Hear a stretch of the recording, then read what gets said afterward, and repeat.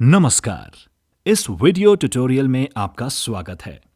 इस सेशन में हम फॉर्म 3C देखेंगे जो MPCDSR सॉफ्टवेयर में CDR मॉड्यूल का सोशल ऑटोप्सी फॉर्म है।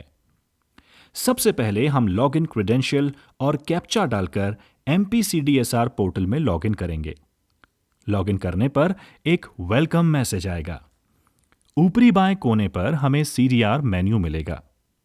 CDR मेन्यू में हम फॉर्म 3 वर्बल ऑटोप्सी और फॉर्म 3C सोशल ऑटोप्सी पर जाएंगे। यहां हम देख सकते हैं कि उन केसेस की एक लाइन लिस्ट है जो पहले ही फॉर्म 3A या 3B में दर्ज किए जा चुके हैं। हमें यहां यह याद रखना है कि फॉर्म 3C उन सभी केसेस के लिए मैंडेटरी यानी अनिवार्य है जिन्हें फॉर्म 3A या 3B में दर्ज किया गया है।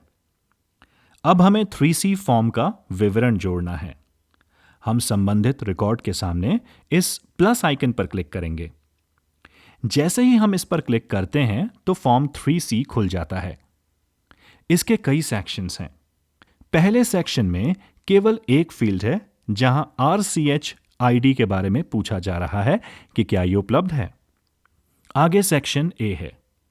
यहां मुख्य सूचना दाता के विवरण के बारे में पूछा जा रहा है ताकि हम संबंधित जानकारी यहां डाल सकें। हमें यह याद रखना है कि जिन फील्ड्स के सामने रेड एस्टेरिस्क चिन्ह है वे अनिवार्य फील्ड हैं और उन्हें अनिवार्य रूप से भरना होगा। नीचे के फील्ड जिसमें प्रमुख पारिवारिक संपत्तियों के बारे में पूछा गया है, यह एक मल्टीपल ऑप्शनल फील्ड है और इसीलिए हम इसमें एक से अधिक विकल्प चुन सकते हैं।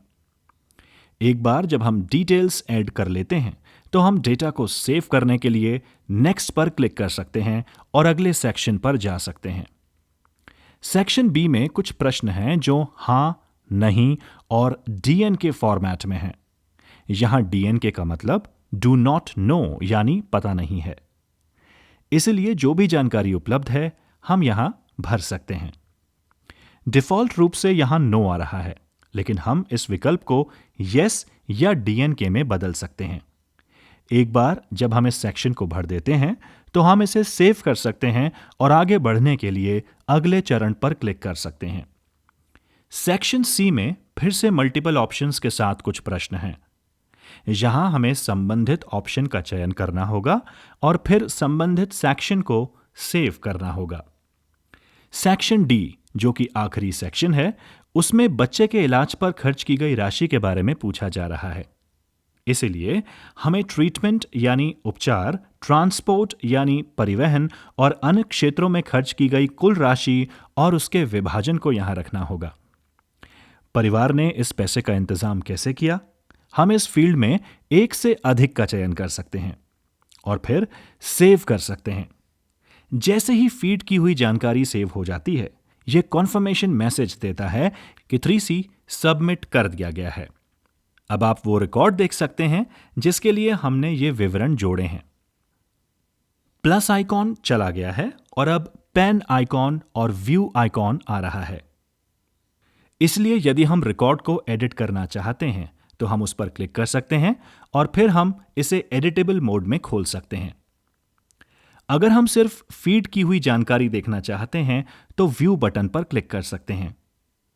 यदि हम एडिट बटन पर क्लिक करते हैं तो हम इनमें से किसी भी सेक्शन में जा सकते हैं, किसी भी प्रकार का एडिट कर सकते हैं जिसे हम दर्ज करना चाहते हैं। जानकारी डालने के बाद फिर से अपडेटेड इंफॉर्मेशन को हम सेव कर लेते हैं। तो इस प्रकार हम फॉर्म 3C फिल करते हैं जो सोशल ऑटोप्सी फॉर्म है और जो फॉर्म 3A और 3B में दर्ज किए गए सभी केसेस के लिए अनिवार्य है। आशा है ये वीडियो आपके लिए उपयोगी होगा। इस वीडियो में हमारे साथ बने रहने और सीखने के लिए आपका धन्यवाद।